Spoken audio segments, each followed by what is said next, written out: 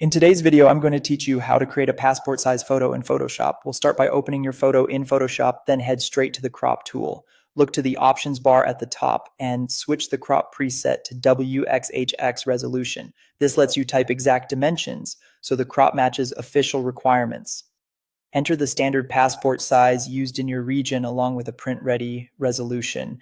Many places require 2 by 2 inches at 300 pixels per inch, but be sure to follow the guidelines for your country. Click and drag to define the crop area over your subject.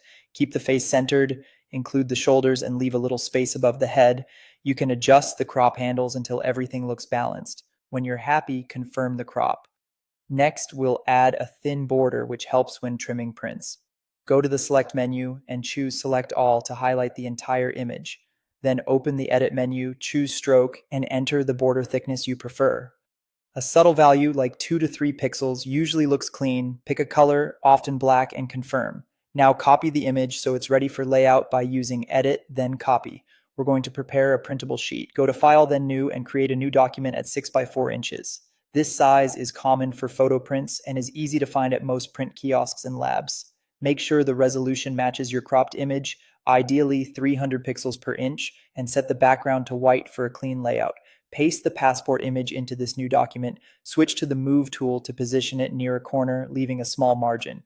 To create multiple copies, hold the Alt key on Windows or Option on Mac, then click and drag the image to duplicate it. Keep the copies aligned by holding Shift while you drag, and use the same spacing between each one for neat trimming.